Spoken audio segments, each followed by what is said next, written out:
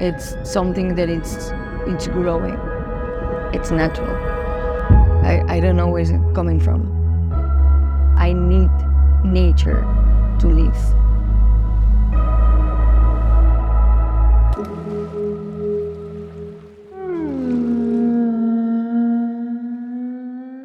My name is Regi Domingo. I wake up every day for sunrise and I see most of the sunsets. I am completely infatuated with the wildlife.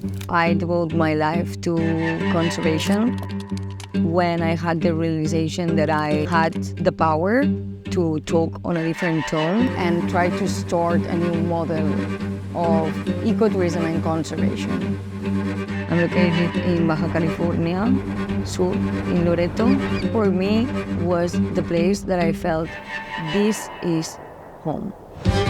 To one side, a massive mountain range full of canyons, oases, water going through the veins of a desert.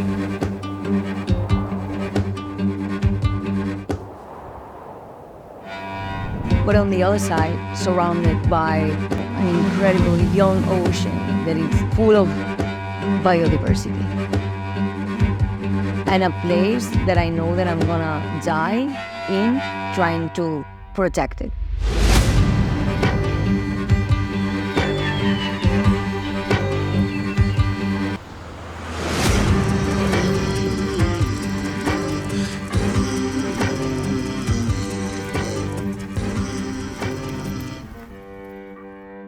This camera trap has been here 8 days now. Mountain lions rule these mountains, and we need them as we need sharks in the ocean. So I think we are changing the perspective, slowly but smoothly, making sure they understand how important they are, and they're also now like curious.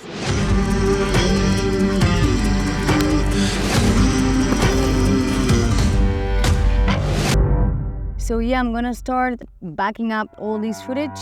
And one day when we got a female mountain lion just in this canyon, drinking in the water, and then suddenly, the very first day that I came into this ranch, I had a map and no signal in my phone. I have a mission, I need to find this animal. And I ended up meeting Leone.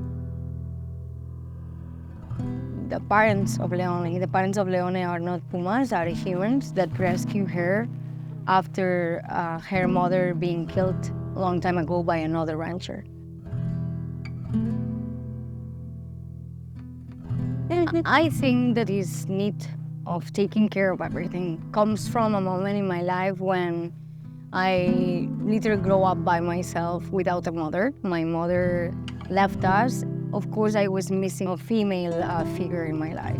I learned how to survive into this life, finding love in other things. I find that there was this internal voice inside of me saying, Regi, do what you need to do. Go where you want to go. Do it for yourself. This sport, this flame just started burning. And I didn't stop since that moment. When I get to the water, something switched in my brain, and I'm just there. In that specific moment, I'm there.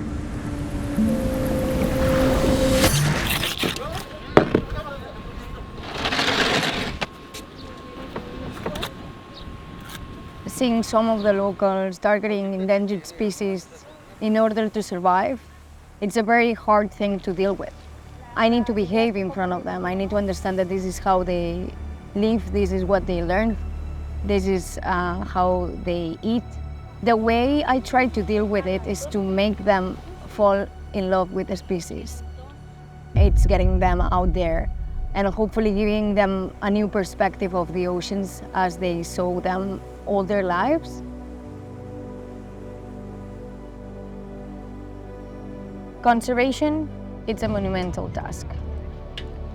It requires to integrate yourself into this community, the nature of the people and the nature of the biodiversity around it. You need to belong to the place to try to understand what's happening in order to do something about it. a lot of things need to change. And it's not about my feelings. It's not about the feelings of the animal. It's about survival of a species, that in this case it's humans. We need to understand what's happening deeper, better, every day. Get out there, see it with your own eyes, and find solutions. Right now. Bringing people to these places, it's a risk. At the same time, we can make a difference without people, without getting engagement. I'm calling everyone to come explore with us, to come feel, the communities, the animals, the ecosystems in this land of contrast and explosion of colors. When nature pops in front of you, when nature talks in front of you, when nature shows up, it's mind-blowing.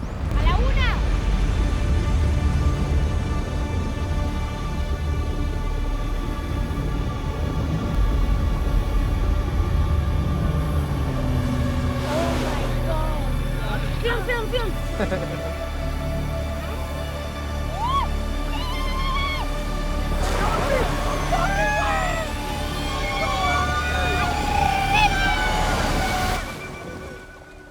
It's something that we still, as humans, I don't think, understand and probably will never understand.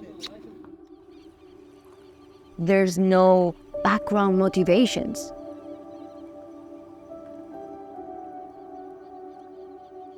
Nature do not have an agenda like we do, but if you show up enough times, nature will reward you with a lot of moments.